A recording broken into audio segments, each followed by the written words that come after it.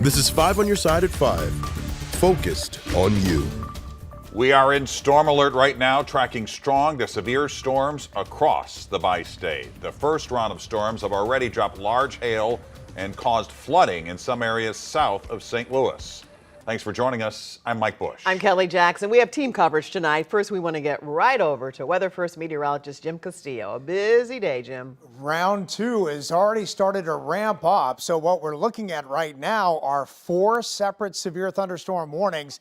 And you can see just watching the radar the past hour here, they're blowing up right around even St. Louis. But again, that severe weather has been mainly to the south so far. And we're seeing in this cell here, this is Monroe County, St. Clair County, and approaching Belleville. Just heads up, quarter-inch hail on that as it moves on to the north and east.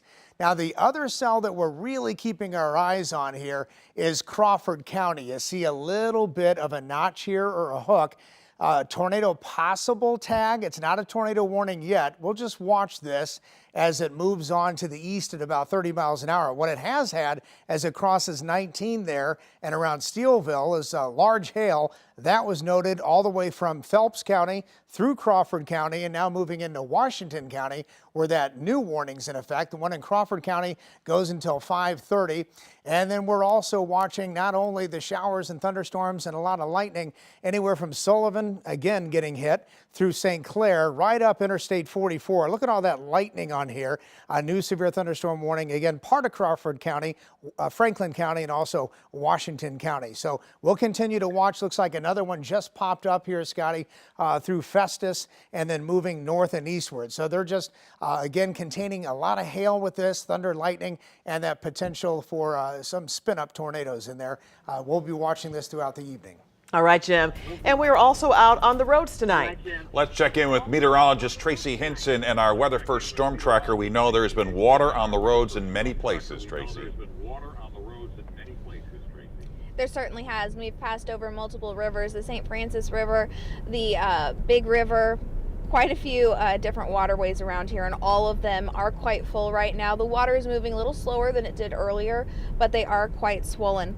I'm going to show you the view from the top of the car here, and we are about to be under a severe thunderstorm warning right about where we are. We're just at the edge of Potosi. This is making its way in. Right now it looks like heavy rainfall, just a lot of lightning with this as well. Lightning, an indicator oftentimes of just how strong these storms can be. We are going to position ourselves in Farmington though, so we're making our way back down that way. I wanted to see the leading edge of this storm before we made our way down there. You can see just how dark and heavy this is. So once again, we're looking at a very rain-wrapped situation with very heavy rainfall that is about to impact some of those swollen waterways. So we will keep an eye on the road conditions as well as these storms as they make their way in. We're expecting there's sunshine in Farmington. Sunshine means that it's going to add to that energy. So we're expecting some pretty big storms to pop in Farmington by about 6 o'clock. All right, Tracy. And the storms caused massive flash flooding in Franklin County hours ago. It happened in Sullivan, where just yesterday a tornado hit in the morning. And our Laura Barczewski joins us live from Sullivan tonight with a look at some of the damage. Laura. Mike and Kelly, I just talked with the city administrator here in Sullivan just a few minutes ago, and he wants everyone to stay put as much as possible until this front that just moved in kind of moves through. They had a water rescue off 185 earlier, so they just really wanted people to be out of harm's way. And this is what 185 looked like earlier today. City Administrator Hardy says flooding, power outages, roof damage, and tree damage have all touched some part of their city. And as of 4:30, all of the roads were clear. The flash flooding had gone down, but we've seen some of that kind of ramp back up here in the last 30 minutes. The power is also back to all the customers in the city limits, but they're going to be cleaning up for some time. Trees have fallen down on some houses in the area. We saw one on Center Street near the intersection of Vine, and also on this block, the Center Street apartments have also been flooded. Our crews talked to 2 of those residents earlier this afternoon. Well, it flooded back in August, and it's flooding again today. See here, then the bathtub has got dirt in it now because of the fact that the water's going down. And in my bedroom, I'm gonna have to pull everything out of there and store it again. We saw some bursts of pea-sized hail just a few minutes ago. We've seen that kind of off and on as the rain continues to pick up. And that's why they want people to stay home, because they're expecting some of these roads to ramp back up again, like 185.